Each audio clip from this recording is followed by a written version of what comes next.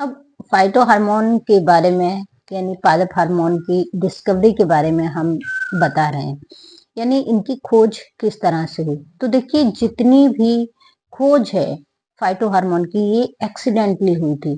किसी भी तरह का ये नहीं पता था पहले कि भाई प्लांट हार्मोन को डिस्कवर किया जा रहा है, इनको खोजा जा रहा है। तो अचानक से इन फाइटो हार्मोन की डिस्कवरी हुई और किस तरह से इन पादप हार्मोन को खोजा गया, क्योंकि साइंटिस्ट जो कि डिफरेंट काम कर रहे थे और अचानक से ही प्लांट हार्मोन की डिस्कवरी हो गई।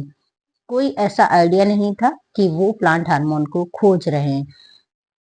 इसके लिए देखिए, सबसे पहले हम प्लांट हार्मोन साइटोकाइनिन की डिस्कवरी की बात करते हैं। जी हाँ, प्लांट हार्मोन साइटोकाइनिन। अब साइटोकाइनिन की डिस्कवरी के लिए क्या था कि दो साइंटिस्ट काम कर रहे थे, टोबैको के पिथ को कल्चर कर रहे थे। क्या कर रहे थे? टोबैको के पिथ को कल्चर कर रहे थे। अब टोबैको का पिथ जब वो कल्चर कर रहे थे तो पिथ में ग्रोथ हो ही नहीं रही थी, पिथ में ग्रोथ नहीं हो रही थी। और जब पिथ में ग्रोथ नहीं हो रही थी तब उन्होंने क्या किया, भाई उनकी लैब में एक और मटेरियल रखा हुआ था, जिस बोतल में रखा हुआ था old DNA sample of herring sperm. जी हाँ, डीएनए सैंपल का एक old DNA sample of herring sperm रखा हुआ था।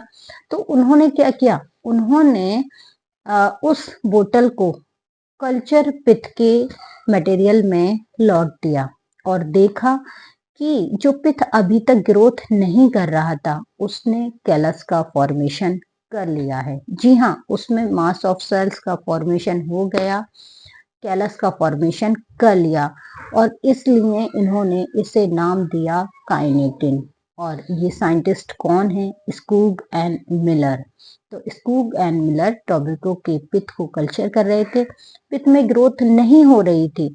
तब उन्होंने अचानक से पास में एक दूसरे सैंपल में रखा हुआ था old DNA sample of herring sperm, इन्होंने टोबैको के कल्चर में उसको लौट दिया और देखा कि पिथ में कैलस का फॉर्मेशन हो गया है और इसे नाम दिया काइनेटिन। इस तरह से स्कूग एंड मिलर को साइटोकाइनिन की डिस्कवरी का श्रेय दिया जाता है।